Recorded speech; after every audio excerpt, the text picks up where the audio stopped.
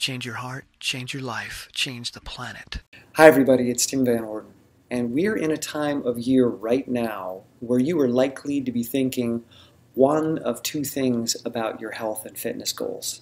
You're either in the camp of, I just survived Thanksgiving and now I've got to make it through this crazy period leading up to the Christmas holidays and New Year's, and once I'm through that, then I'm going to start taking my health and my fitness seriously.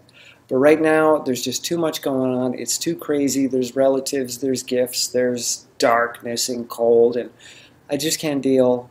I've got a get out of jail free card, and I'm going to use it come January 1st. It's all good. I'm taking it back. And then you've got another group that's saying, wow, yeah, I made it through Thanksgiving, but I'm not happy about how it went, and I really don't want to repeat that heading towards the end of the year holidays. So I want to start building momentum now. So this is the time of year where that latter category of people are reaching out to me looking for help. They don't want the end of the year or the beginning of the new year to be the edge of a cliff. I've been doing this and now I want to dramatically shift into this, because I don't think that's healthy anyway, and a lot of people get that. So they're like, okay, how can we start the process now before it all goes to hell around the end of the year holidays?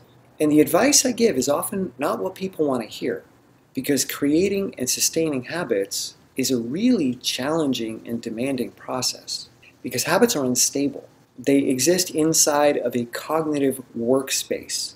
You can think of it like the difference between working memory or short-term memory and long-term memory. So in working memory, we can only really keep 4 to 7 things going at any given time, and that's really stressful. And the moment a new thing comes in, either one or all of the other things are going to get knocked out.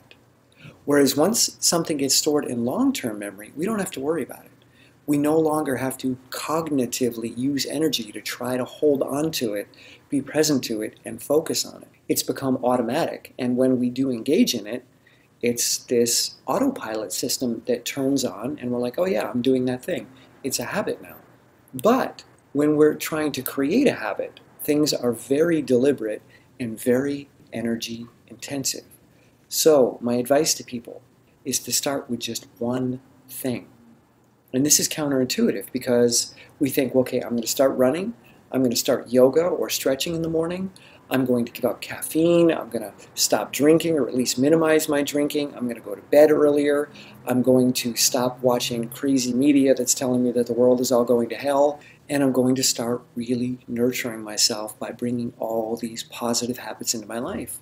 Problem is, each one of those habits, even though they make perfect sense, they're not what you're used to. They're not part of your autopilot system yet.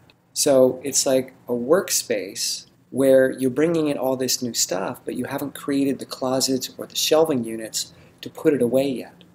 So I've got my new tools, I've got my wood, I've got my instruction books, I've got all this stuff so I can build whatever habits I want, but I don't have a place to put the tools away yet.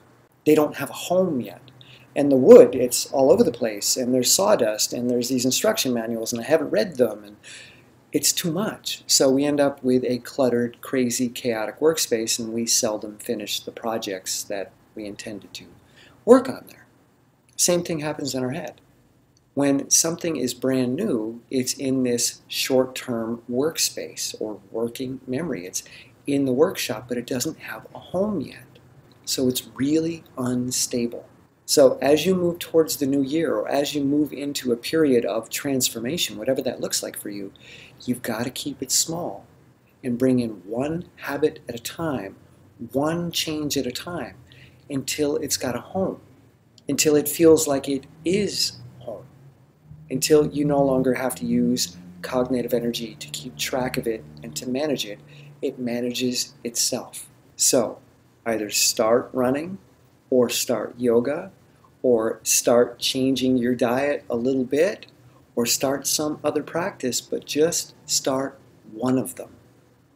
Because if you keep adding things to that plate or into your workshop, it's going to become a chaotic mess and just fall apart. One step at a time. That's how you build a stable habit that stays with you. Okay? So I hope there's some value in there for you, and please let me know in the comments below what your thoughts are on building new habits and where you have either failed or succeeded in this process. And if you like this video, please give it a thumbs up. If you like my channel, please subscribe. And if you want to see more content like this, head on over to Patreon. $1 or $2 a month helps me to do more of this, and I greatly appreciate your support. All right, have a great one. Bye.